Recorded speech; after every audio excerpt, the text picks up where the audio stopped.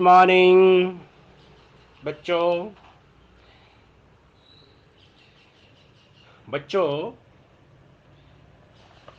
मैं फिर से एक ऑडियो आपको भेज रहा हूँ।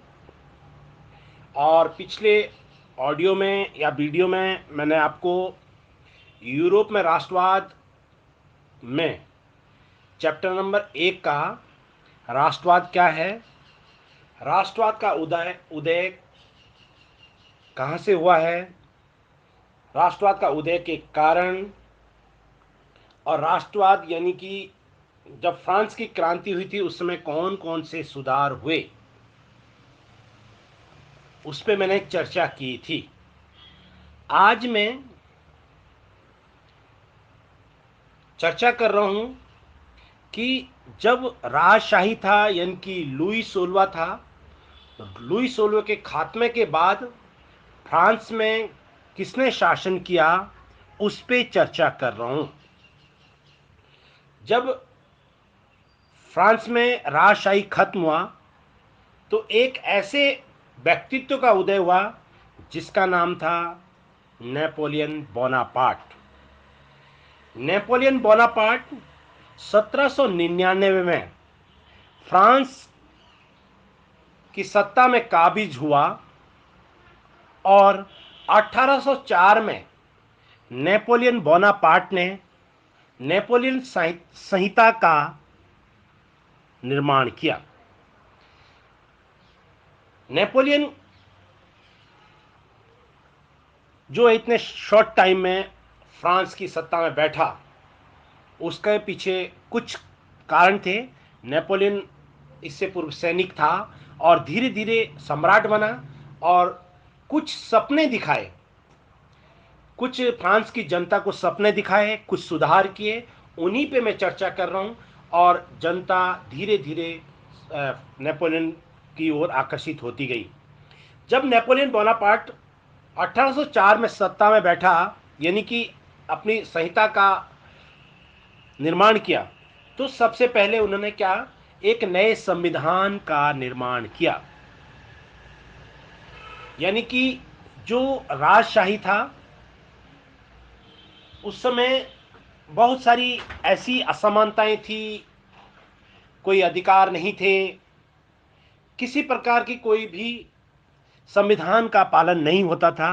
तो उन्होंने फ्रांस के अंदर राष्ट्रीय भावना का विकास करने के लिए सबसे पहले संविधान का निर्माण किया, जिससे कि सभी लोग एक ही संविधान के अधीन रहें और उसी संविधान के अनुसार वहां की शासन व्यवस्था का संचालन किया जा सके, जिससे फ्रांस में जो भेदभाव था, जो कुलीन वर्ग, मध्यम वर्ग, पादरी वर्ग के अंदर जो असमानता थी, उसे सम्मान करने के लिए यह व्यवस्था की गई थी।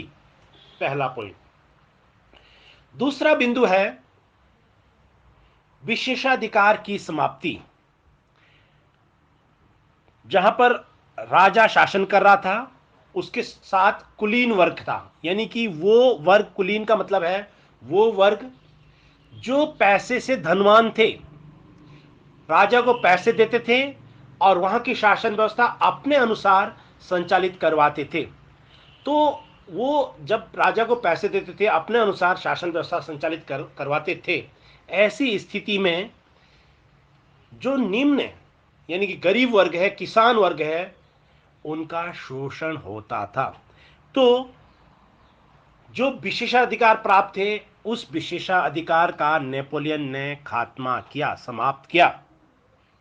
दूसरी बात, अब हम तीसरे बिंदु पे जा रहे हैं, संचार व्यवस्था में सुधार। जो भी उस समय की संचार व्यवस्थाएं थी, राजा अपने अनुसार अपने सुविधाओं के, अपने लिए तो सुविधाएं प्राप्त कर लेता था, लेकिन जनता का कोई ख्याल नहीं था। तो नेपोलियन ने फ्रांस में सभी जो भी थे जनता के लिए संचार व्यवस्थाओं की सुविधाएं दी, ताकि वहां पर लोगों के अंदर राष्ट्रीय भावना का विकास हो सके, लोगों को सुविधाएं मिल सके। नंबर 4, असमानता का खत्मा या आर्थिक असमानता का समाप्ति। क्योंकि गरीबी, अमीरी, कुलीन वर्ग, राजशाही, पादरी वर्ग, किसान, ये बहुत सारे वर्गों में बटा हुआ था। असमानता बहुत ज़्यादा थी। गरीब बहुत गरीब था और अमीर बहुत अमीर था। इसीलिए ऐसा एक कानून बनाया जिससे कि आर्थिक असमानता को खत्म किया जा सके। और जब आर्थिक असमानता खत्म होगी तो सभी एक समान दिखेंगे। जब एक समान दिखेंगे तो राष्ट्रीय भावना का विकास होगा।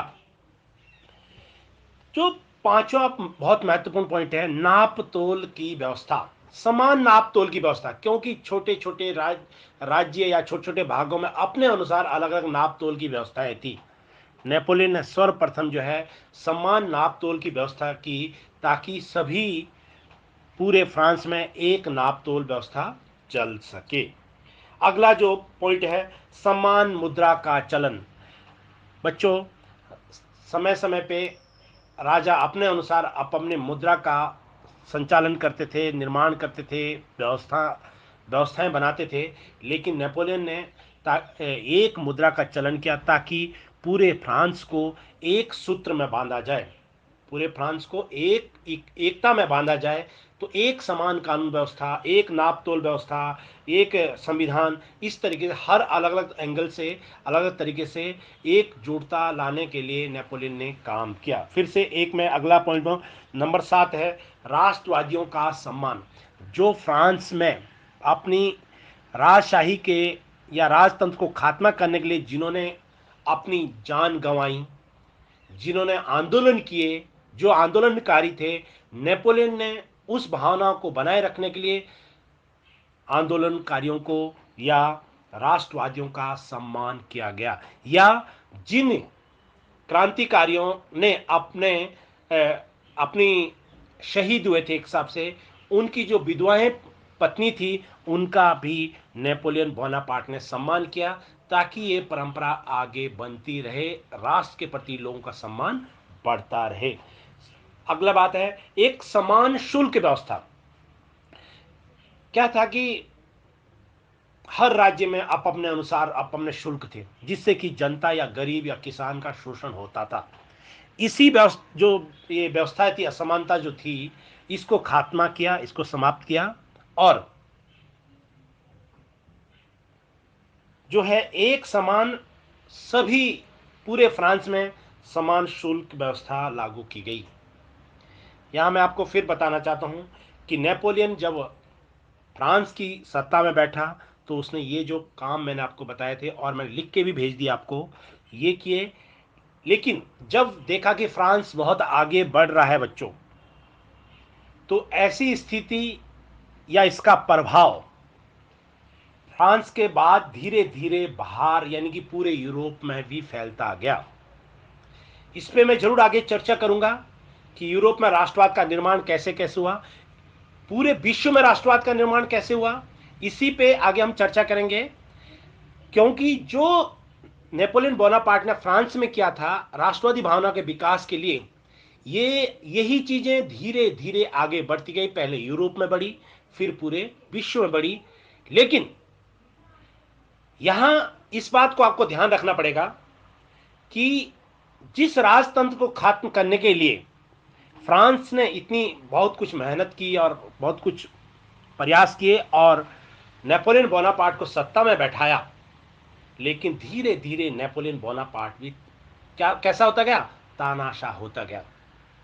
प्रारंभ में जितने भी यूरोपीय कंट्री थी, छोटे छोटे भागों में बटा हुआ था, चाहे इटली हो, जर्मनी हो, बहुत सारी और भी देश थे, उन्होंने भी नेपोलियन को अपने देश में बुलाया और उसका सम्मान किया गया कि जिस तरीके से आपने अपने फ्रांस में राजतंत्र का खात्मा किया, ठीक, क्योंकि यूरोप में यानी कि जिन देशों को मैंने अभी बताया था वहां भी राजतंत्र था, यहां भी उसका खात्मा किया जाए।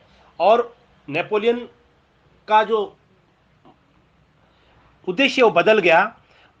उसका ये मन में आ गया कि क्यों ना हम फ्रांस जो है पूरे यूरोप में अपना राज करें। और ये जो मैंने चर्चा करी थी, ये धीरे धीरे पूरे यूरोप में भी फैलने लग गई। और परिणाम ये हुआ कि नेपोलियन बोनापार्ट तानाशाह साबित हुआ। तो इस पे मैं आप यूरोप में राष्ट्रवाद का निर्माण कैसे हुआ, इन पे मैं अगले वीडियो ऑडियो में आपसे चर्चा करूँगा। और फिर भी अगर कोई बात समझ में नहीं आ रही होगी तो आप मुझे पर्सनल भी व्हाट्सअप में भी भेज सकते हैं, ग्रुप में भी भेज सकते हैं। बच्चों ये ज़रूर बहुत महत्वपूर्ण है, आप ज़रूर उसको ध्यान से पढ़ेंगे। और जब चैप्टर कंप्लीट हो जाएगा तो मैं आपको एक